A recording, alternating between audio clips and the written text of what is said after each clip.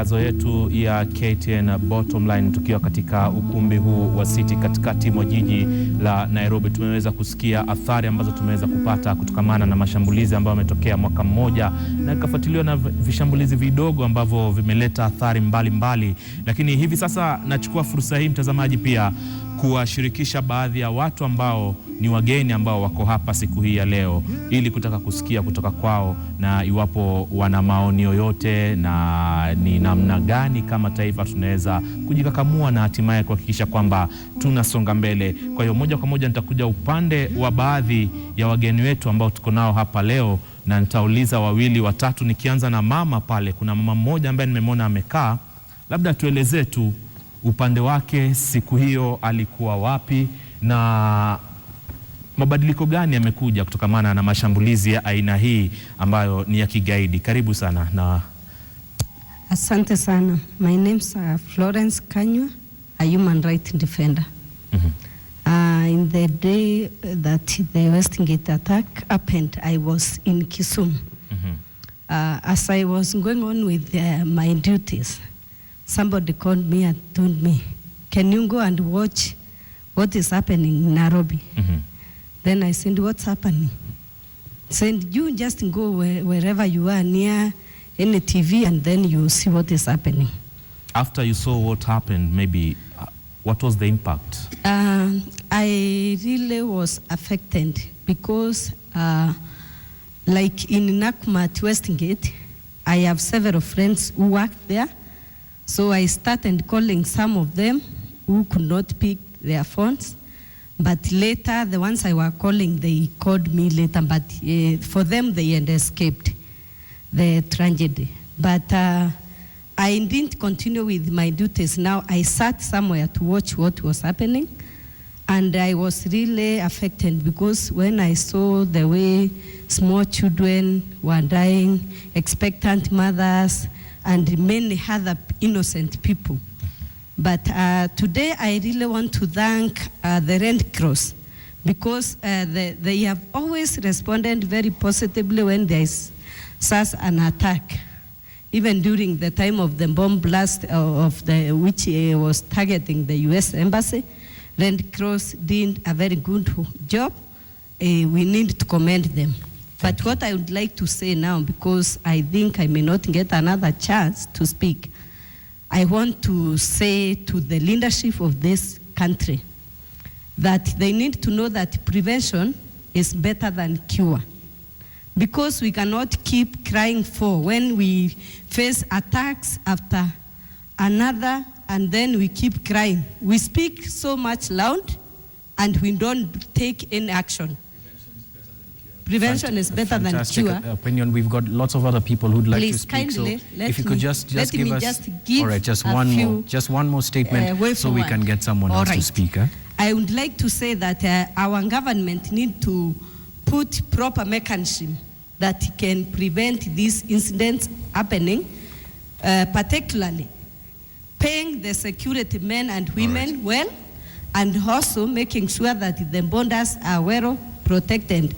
Okay. When the security men are paid well, they will not be bought by the enemies. Indeed. That's one thing that I would say. All right, thank you. The other Thank you very questions much. I would ask if Kimayo and Mr. Uhuru Kenyatta is excellent, is here face to face. Thank you very much. Thank you very much. All right, Mohammed, I'm sure there are other people on that end who'd like to give one or two opinions. Remember, let's just keep them brief. Mpatie kipaza sauti tafadhali. Naam. Good evening. My name is Adam. I come from Islay. That fateful day, I was in town, just at Standard Street. I saw a trending story on Twitter and on Facebook. And people were saying there is a commotion, there is a gunfire in Westgate. I was shocked. And pictures that followed are still fixed on my mind. Many other Kenyans, I believe, are also traumatized. It has left a big mark on our hearts, and we'll always remember.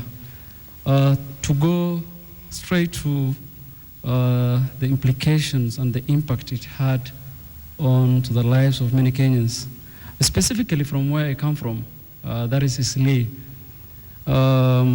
Shortly after the Westgate, there was several attacks again. There was also the Usalama Watch. I can't call it Usalama due to how it was done. I will call it an aggression. I call it the people from Eastleigh were terrorized. The police were calling exorbitant figures for the people who were arrested. People have been extorted. Many people went back to the counties, to the home counties. Business have been closed. The mama mboga, the mother who hawks clothes outside the stalls, imagine, paid almost 80,000 to the police for her release. And many Kenyans who have ID were questioned, where did you get this ID from? All right, I'd like to cut you off there for just a moment. We will come back to you, and in fact, we will come back and we'll discuss all the solutions that are now coming up on the floor. And I'd like to just move the conversation forward a little bit, or perhaps backward, and I'd like to introduce you to my panel right now. We have Andrew Franklin, who's a security expert and a small wars practitioner. Thank you for joining us. Shamim Alu, who's been with us and has such an inspiring story, as well as Susan Njoroge. Thank you all for joining us. Let's start with you, Shamim. You were right there in the thick of things. You're also one of those survivors. I'm sure in many ways you can relate to the police officer we heard from a little earlier, Moses Emojong. Tell us about that and why on the first anniversary you can afford a smile today. I think I started smiling on the Sunday. That was the 22nd. Then I think it's also very important that we heal. We have two choices in life. Either we can carry on being upset and angry with each other and throwing rocks at each other and getting more dented, like me, or we can forgive and move on.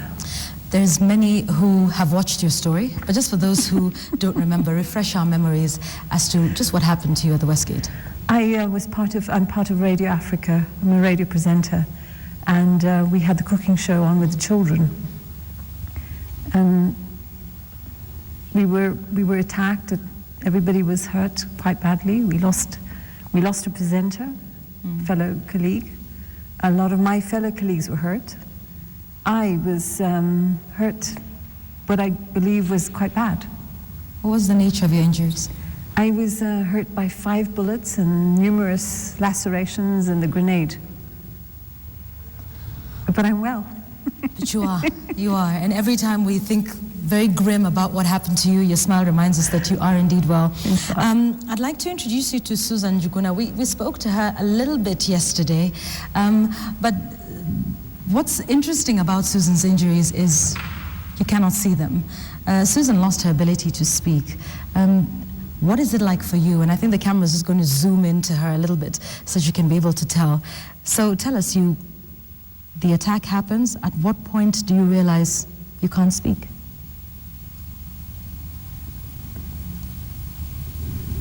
It happened after 1 week.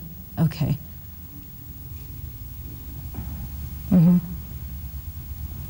So after the attack, you were at home and you were okay, you were speaking, and after 1 week you can't speak.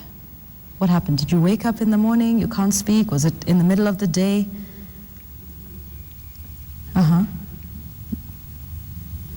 And nothing. So you went to sleep, in the morning you woke up, nothing. What did the doctors say, Susan? Trauma. Okay. All right. Okay. So you were so traumatized, and that affected your ability to speak. But just for people to clarify, you can hear. You just cannot speak. And this happened a week after. Andrew, take a look at all of these, injuries. Some happen after, a while after that, and others happened right in the thick of things. Do you think a lot of these could have been prevented in the way that we responded to the attack? No, I think post-traumatic stress is not something that can be prevented. It can be mitigated. Right. I think that I don't wish to minimize the suffering of individuals who were severely wounded, who lost loved ones, who, it was a horrific event. And to honor the people who were lost and to honor the people who are survivors, we really should have been finding out what happened at Westgate. The last year, we have seen no consistent narrative what happened on the Saturday, the 21st of September 2013. And we've had a consistent crescendo of terrorist attacks in this country, including at Mpeketoni and Hindi, but buses being blown up, gun and grenade attacks. Right. Operation Usalama Watch basically made sure that there will be no information or intelligence forthcoming from the Somali community. Andrew, I'd like to take you back to Westgate. Should it have taken 4 days for this operation to be brought to a close? We're now calling it a siege. No, it should not. Should it really have been a siege for 4 days? It should not have taken 4 days. I believe that if the police, even though the police were milling around outside Westgate Mall, apparently looking for directions, but when the SWAT team, the General Service Unit, reconnaissance company showed up, they were absolutely well trained and equipped. They were doing their thing inside the mall, and it would have been over. It would have been over on Saturday evening, and we'd be shopping in Westgate today and going about our lives, moving on. If there was centralized command? If they knew what to do? Had the police, National Police Service, been left to do their job, even without a reorganized and consolidated police service, the General Service Unit would have managed to make their way through the mall into Nakumat, and if there were still 4 terrorists, they would have taken care of them. The worst thing that could have happened had the police been allowed to proceed is that there might have been a few more dead or wounded police. Did the KDF need to be there? No, Do you they think did they not. added any value to the operation? No, the KDF did not add value to this operation because the Kenya Defense Forces is very good at what they're trained to do. Which is what? Which is fighting our enemies, projecting force across the borders. They are not trained in clearing shopping malls, hostage rescue. Okay, Andrew, some would say there were enemies within the mall. The 4 There were terrorists 4 that we now terrorists know. in a mall. It's very complicated going through a building. You do get, in the Marine Corps and other organizations, you are trained in any event for combat in built-up areas and in buildings. But the Kenya Defense Force were not trained in SWAT team. In urban warfare is what you're saying? Or as SWAT teams. As SWAT teams, okay. Many questions, of course, that remain unanswered. John, you have one as well? Yeah, but it's more to the crowd. Does anybody here feel like they're satisfied with the answers that they got from the government about what happened at Westgate? Perhaps you can just start over there, and we'll keep our answers brief. Okay, first of all, I think Kenyans were told that by the president that he was going to form the commission to look into the affairs on what took place at Westgate, but he didn't do. And then Parliament did something, which I can say that Parliament is a letdown because it was like they were trying to cover up something. So I want to urge the president that he should go on and form this commission to look into the affairs of what took place at Westgate, so that Kenyans can get the result that how many terrorists were in, how many were killed, and why Kenyans did not see these people. Wengine fursa. Tunauliza tena, je, kama Wakenya mnahisi ya kwamba serikali labda ilijitahidi vilivyo kukabiliana na tukio hilo? Je, tunaweza ilaumu serikali kwa kutofika kwa haraka, labda kutoshughulikia watu? Ni maoni kutoka kwa wananchi. Ukimaliza utampatia mwenzako pale kwa ufupi tu ili tupape wengine nafasi. Kwa ufupi kabisa ni ya kuwa I think the tribulations of the times we are living in now is that truth has been misrepresented. That is, truth becomes, in other words, truth has become dressed in falsehood, and falsehood become dressed in truth. When the first reports that we got when the attack was going on was that there were 20 attackers. It came down to 4.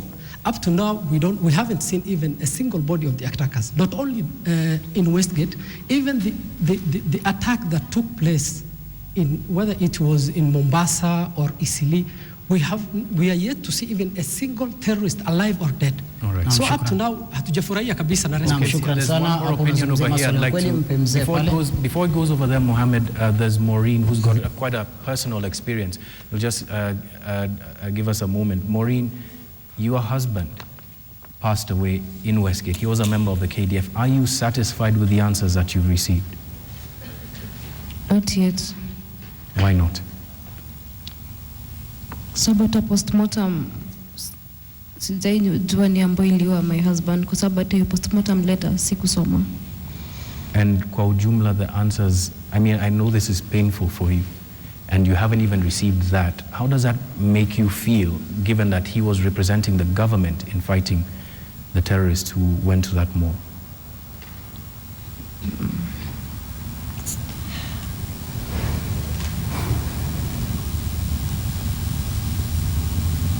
Okay. We understand that it's a difficult moment for you. Yvonne, perhaps we can just carry on with the discussion as... That's right, the need for answers and perhaps something that would help to provide closure. And we thank Maureen for still being with us tonight. Here's a tweet from Kirui John, who says, terrorists exploit the loopholes in our security system. The earlier we seal them, the better. And we'd just like to have your comment in this. What are some of those loopholes that you see in our system? Well, the loopholes in our system, it's not a loophole. The entire border with Somalia is essentially open. And we need to close it. We need to, very simplistically, fence it. And as simple as fencing it would be effective? It's not so much simple as it is a construction project. Mm-hmm. It would be a 12-month to 18-month project, but it would have an immediate visual effect on how Kenya is viewed globally. It would also take advantage of situations elsewhere in Africa over the last 40 or 50 years, whether it was the South African Defense Forces in Namibia who closed the border with Angola to keep SWAPO out, whether it was the government in Salisbury in southern Rhodesia, now Zimbabwe, that had a very aggressive policy of patrolling its borders and striking out against freedom fighter bases or guerrilla bases in neighboring countries. Whether it was the South African government with their barrier planning on the Mozambique border. This is not high tech. This is basically drawing on experiences in other bush wars and other conflicts, but also we know for a fact that foreign volunteers come and go through the borders of Kenya and Somalia. We know that the weapons and the ammunition, it's not so much the rifles, it's how much ammunition comes across that border. Mm-hmm. We know for a fact that last March, a vehicle full of military-grade explosives with 2 telephones in it drove from some Al-Shabaab facility in Sector 2 through Mandera all the way to Mombasa, at least one and stayed vehicle. At the station for some time. There may have been 2 other vehicles. These are things that we know about how much sugar comes across because it is jeopardizing the continuing operations of Mumia Sugar Company. This is a situation where we can actually do something. All right. I'd like we have our capacity. And we have the capacity to do it. Hold that thought because we will continue with the discussion with you on just the way forward. Shamim, it is the 21st, it's exactly 1 year on. You're a very strong woman and we've had you with us here on KTN for a long while. Speak to us about how you're coping and perhaps some gems of advice for very many people in our audience and of course watching us around the country as well. For Maureen, who's coming to terms with the loss of a loved one. I think, Maureen, my heart goes out to you and to everyone else. We were at the memorial today at Karura Forest. And I was asked repeatedly this question, what do you want here on? And I'm not a political person, but what I would like very much is the end of the factories that create the ammunition that shot me and others and take lives, and an end to the guns, the factories that make people billions from creating those guns.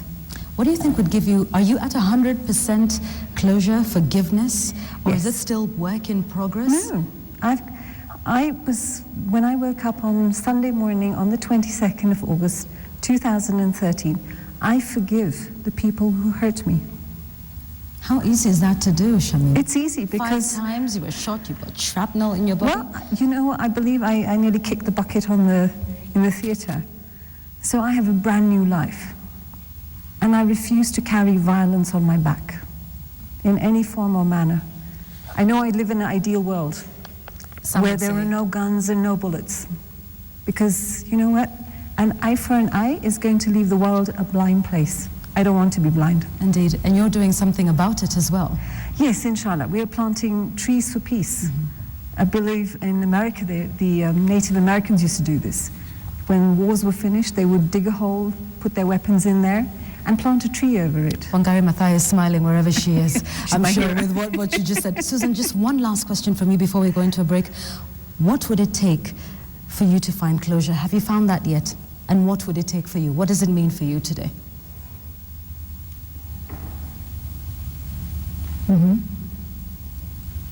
Today is one of your biggest days. Why? After 1 year, you can still stand